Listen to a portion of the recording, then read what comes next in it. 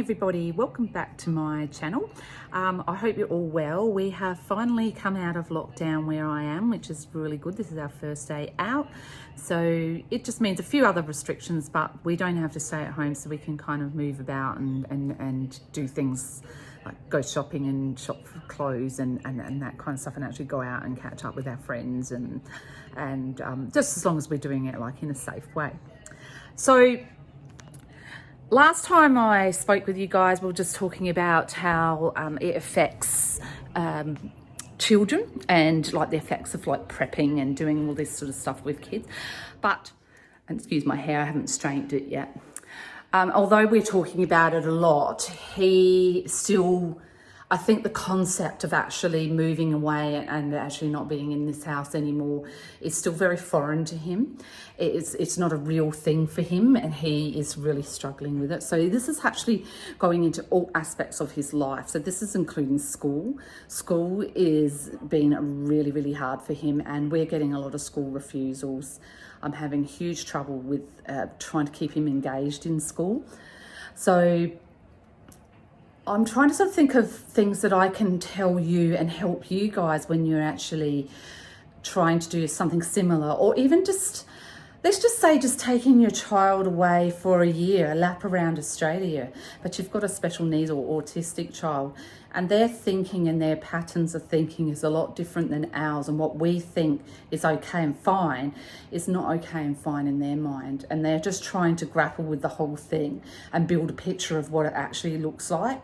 So when your child is asking you incessant questions about something, or their behaviours are becoming quite out of control, which is what actually Toby's communication is that his behaviours become very unmanageable. And he gets very anxious, he gets needy, he gets just out of sorts, and he can't put his finger on what actually it is. So it's about trying to get him to sort of connect with how he feels with the situation, and trying to find trying to sort of nut it out with him. So there's many, many facets to it. So, you know, one, we're getting rid of things in the house that he's used to. So what happens then is that he's going, that's changed, something's changed. So he becomes unsettled in himself. So his sensory needs become heightened because something's changed in the house. And you know, kids that are on the spectrum often really struggle with those changes, just subtle changes. It can be anything. You could just move a vase slightly and that's enough to set them off and make them worry about something. So you're selling stuff, you're changing a lot of things, and you're also stressed as well. So then you've got like that stressor also bouncing off their anxieties, and it just actually just gets worse and worse and worse. So many things that you need to consider when you are doing your prep for full-time travel. And of course, your children are going to be part of that. And like when we look at just say neurotypical children, or children that, you know, don't have like anxieties or any other issues, they tend to just go with the flow. You know, they deal with it, they accept it. But with autism or special needs or some other types of neurological disorders, this is really, really hard for them. And I know that my son is struggling with it, and this is also sounded like there was footsteps outside. That was a bit weird. But the other thing is that I'm sole parent. I'm doing this by myself. So when you do like stuff like this by yourself, what actually happens is that you don't have anyone to bounce it off of. And I've just found my anxiety is a little bit, you know, it's not the best. I'm not doing well. I'm trying to use humour and stupid comments and stupid remarks to get through this. I think maybe I might be going completely insane. But as I start sort of doing more and more things, I feel like I'm getting closer and closer to the goal. So I feel a lot calmer, but there's these days where I just have nights where I'm really struggling and I can't sleep. I have anxiety. I feel like I've got chest pain and I'm dying and all of this kind of stuff. But I think it's all perfectly normal to actually be like that. But when you're a single parent, you don't have another adult to bounce that off of. So that's the difference between doing this if you've got a partner and doing this on your own. So doing this as a solo parent is not actually the easiest thing. That I'm forging through this, and there might be other people out there, other ones of you guys. I'd love you to comment down below if you are a single parent or even a solo traveler, because I'd love to hear like solo travelers, their experiences on this, but solo travelers with children, and especially children who have special needs, because this is a whole different ball game, because you're actually trying to micromanage them while you're trying to work, sell everything in your house, find your van, find your car, all of this kind of stuff. And as I said before in one of my other videos, I'm really struggling trying to find a van. Now, I've got the money for the van, but I just can't find the one I want because I need a specific type. So my next video is going to be on choosing your van, because there's so many different facets to that. And I want to just go, and I will go through the particular van that I am looking for and the reason why I'm looking for it, and that kind of stuff. And at the end of the day, that's not set in stone, that van. There are a few options that I can go for in different brands, but for us, the particular style that I need will suit us fine, because I have to take in consideration his homeschooling as well. And I actually really want his homeschooling environment to be away from the actual van as such. Like, I want it a separate area, so that when we're sitting down and we're eating our dinner or we're having a chat or watching telly, it's not in the same area that he has while he's doing his study, because I really want to change that. And I think people who have kids that have special needs will understand that, because for him, he doesn't want his home and school life to be the same. So if we can change the environment for him a little bit and put him into school mode as opposed to holiday mode or home relaxing mode, and I think that will really help him. And of course, I'm going to go through all of that with you guys as I go along with this journey, because, you know, things are getting a little bit real now. You know, like, it is now August. Actually, no, it's not. It's July. Sorry, I'm way ahead of myself here. I wish it was August, but no. We're still in July, but we're close. Like, you know, we're going to be August. And I would like to actually be close to have actually bought my van by November. So that's the plan. I mean, it's just basically what's happened is that not being able to find the correct van has given me a few more months to save a little bit more, which means, you know, I'll be in better financial position. But like last year, you know, like when I was talking about, I say like, I hate it. Why do I say like? Yeah, so last year was really a big year on me getting my finances together. So I put in a lot of effort into doing my finances, getting everything ready, paying everything off, making sure I've got no loans, no credit cards, nothing else. So this year's a little bit sort of the same. I'm actually debt free. I have no credit card debt. I have actually no debt. I don't have anything like, what they call them, those, what are they called? You know, your payment plan, sort of lay-by things, or whatever they call those things, afterpays or anything like that. I don't have anything like that. I've never actually got anything like that, and I don't think I'll start. So I've paid off all my credit cards. I've got no debt. I've got no loans, nothing. So this is the perfect time for me to start sort of, you know, thinking about buying the van. I've actually got quite a substantial amount of savings now, which is really good, because one, I will need to get a small loan, but I won't need to get a lot, which means that there'll be more money for me while we're on the road. And of course, these are other things I'm going to go through with you guys over the coming months, is working on the road. Where am I financing all of this, and how's this all going to look like? Because at the end of the day, I'm going to be working on the road. And of course, you know, what am I going to do with Toby and those kinds of things? So they're like things that, you know, we need to talk about. Me, thankfully, although Toby is on the autism spectrum, as he's got older, he is quite self-sufficient. He's actually pretty good for the most part. And, you know, I can leave him home for an hour. So there's all these little things, you know, like I've got to start working out homeschooling. I've got to work out how I'm going to work, buy him a van, buy him a car. And this is all really discombobulating Toby, and he's not coping well. So you might also have a special needs kid that isn't doing very well with this either. So I just want you to know that I think a lot of their behaviours and stuff are related to their anxiety about it. And I think the way that I help my son, as we talk about it, I get him involved. We're looking for vans. I want him to look.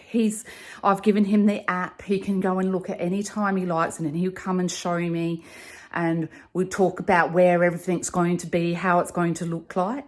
So when we actually purchase the van and bring it home, and you guys are all going to be part of that, but when we bring it home, that's going to be a huge component of helping Toby address his anxieties around traveling in such a small environment, because I want him to live in it. I want him to go in there, play in there, set things up, have things how he likes to have them, have him included in buying new bedding and that kind of stuff, having him help me put all the cutlery in, put everything in. What's it going to look like? Because I think at the end of the day, if I involve him and encourage him and keeping him, it keeps him calmer, and he then can build a picture of what it's actually going to look like. Because autistics, well, my son's autism, I'm sorry, I don't want to put that out there that all autistics are like this, but my son's particular autism that he has, he needs to, I look at it like this. When you're neurotypical, when someone tells you something, you've already just got a picture in your head how it is. But for him, if I tell him something, that's just part of the picture. So he will have like this tiny little piece of the picture, but he needs to build on that. So he'll start asking questions. And it's really important that I stay calm and give him the time to ask the questions and to digest the questions. And if he asks the question, I'll go, well, how about you go and have a look on Google and see what Google says about that? And how about when the time comes, we build an itinerary on that kind of thing and how you're feeling?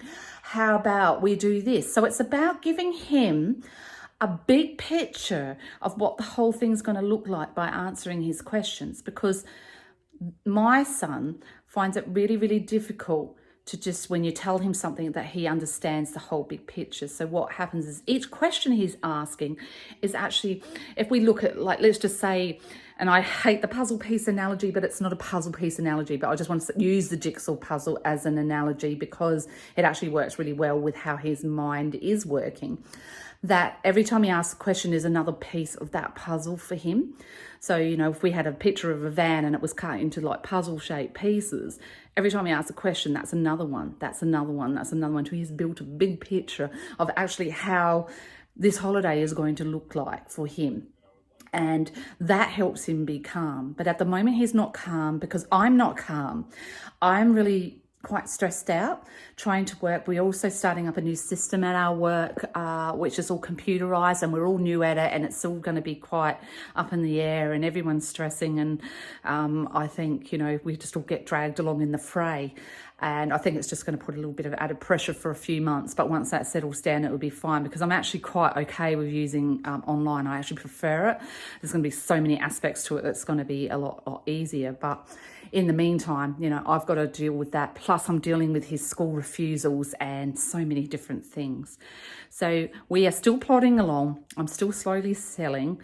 But I'm really, really proud of myself because I have actually sorted out a lot of stuff, and I know now, at one stage what I found is that the selling stuff was just so much, and every time I went in a cupboard I was going, oh gosh, it's another thing, it's another thing, it's another thing, and I was finding it really, really hard to deal with that. So what I'm finding now is that that's starting to settle, because the more things I've sold, the less there is there for me to be concerned about. So what I'm actually aiming for is to try and sell about 10 items a week until we move. And then probably if there's like stuff left over, so then I'll probably just like have a garage sale or something like that with some of the leftover stuff, because I've just got to try and sell whatever's here. So basically what's here is it. Other than, you know, like you've got your little bits and bobs like things on the walls. You know, I've got my big furniture, which I'm hanging on to until kind of like the last minute, because I don't see any point in selling that too quickly, because I don't really want to be sitting on the floor or anything. But, you know, there's a lot of bits and bobs, you know. You do accumulate a lot of stuff, and it's trying to sort of, what's most important, what can you relinquish, what don't you want to relinquish? And as I said, you know, that spare room, there's a lot in there, and I really don't think that I've culled as much as I want to cull. So we're culling, and then we're going to cull again. So we just really are still in this throes of everything being everywhere. So you could be too. Look, guys, I hope this kind of helps you a little bit, but just remember that children who have special needs or are on the spectrum are struggling with this, that they need to be supported through it. You need to make them part of the process.